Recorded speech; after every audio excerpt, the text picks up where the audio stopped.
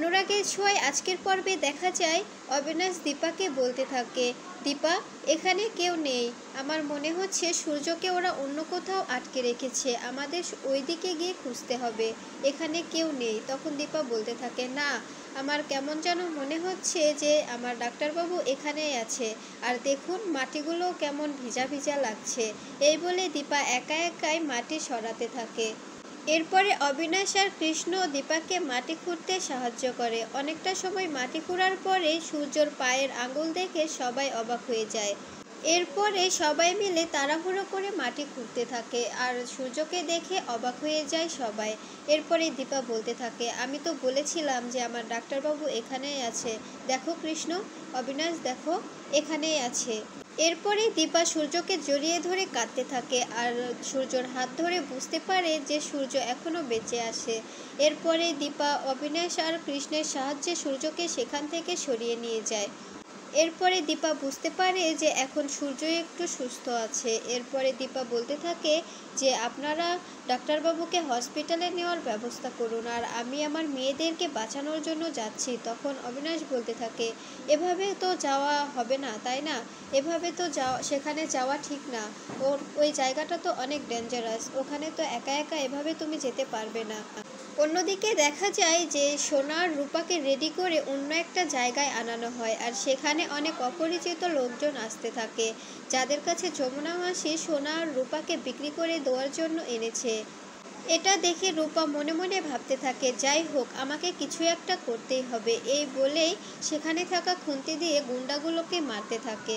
এরপরে সেখানে থাকা মরিচের গুঁড়োগুলো গুন্ডাদের চোখে ছিটিয়ে দিয়ে সোনার হাত ধরে সেখান থেকে পালিয়ে আসে। এরপরে রূপা সোনাকে নিয়ে সেখান থেকে দৌড়াতে থাকে। যমুনা মাসির গুন্ডাগুলো সোনা আর রূপার পিছু করতে থাকে সোনা আর রূপাকে ধরার জন্য।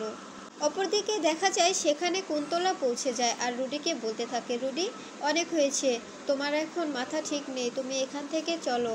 আর এখন তো এখানে মনে হচ্ছে দীপাও আসবে।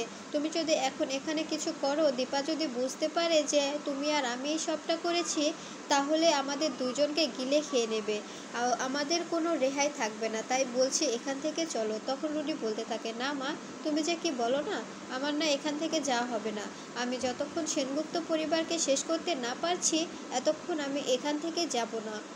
এরপরে দীপা দেখতে পায় যে গুন্ডাগুলো দৌড়াচ্ছে। তখন দীপা বুঝতে পারে যে সেখান থেকে সোনা আর রূপাও পালিয়ে গেছে। তখন দীপা ভাবতে থাকে যে আমি যদি এখন ওখানে যাই, তাহলে তো যমুনা মাসি আমাকে চিনতে পেয়ে যাবে। এরপরে দীপার ছদ্মবেশী লোকদের দেখে মাথায় একটা প্ল্যান আসে। এরপরে দীপা মা কালীর ছদ্মবেশ ধারণ করে। এইদিকে দেখা যায় সোনা আর রূপাকে গুন্ডাগুলো ধরে ফেলে। এরপরে দীপা মা কালীর ছদ্মবেশ ধরে গুন্ডাগুলোকে ভালোভাবে ধোলাই করে। এরপরে ভয়েতে সোনা একটা কর্নারে গিয়ে দাঁড়িয়ে থাকে। তখন রুডি এসে সোনাকে আবার জোর করে কিডন্যাপ করার চেষ্টা করে। তখন সোনা বাবা বাবা করে চিৎকার করে আর সেই ডাকটা যেয়ে পৌঁছায় সূর্যর কানে। এরপরে দীপা কালীর বেশে গুন্ডাগুলোকে ধোলাই করতে থাকে। তখন সূর্য সেখানে রুদ্রমূর্তি ধারণ করে সেখানে হাজির হয়ে যায়। সূর্য লোকগুলোকে ধোলাই করতে থাকে। রুডিকে সূর্য কোনোভাবেই চিনতে পারে না, কারণ রুডির মুখে অনেক আবির মাখানো থাকে। এরপরে সূর্য আর দীপা লোকগুলোকে ধোলাই করে রূপার সোনাকে কিছুক্ষণের জন্য সেভ করে ফেলে। এরপরেই দেখা যায় দীপা যমুনার মাসির কাছে আটকে থাকা মেয়েগুলোকেও ছাড়িয়ে দেয় আর সেখানে পুলিশ ডেকে আনে। এরপরে রুডি পাশ থেকে এসে সূর্যর ঘাড়ে একটা ইঞ্জেকশন দিয়ে দেয়। এরপরে সোনা আর সূর্যকে টানতে টানতে সেখান থেকে জোর করে নিয়ে যায়। এরপরে কুন্তলা সোনাকে ভুলভাল বোঝাতে থাকে আর বলতে থাকে, তুমি যদি তোমার মার সাথে এখন সঙ্গ না দিতে, তাহলে তোমার বাবাকে নিয়ে তুমি এখন সুন্দর মতো এখান থেকে সেফ জায়গায় পালিয়ে যেতে পারতে। তবে তোমার মার সাথে ছিলে, তোমার মায়ের জন্যই এমনটা হলো, বুঝতে পেরেছো?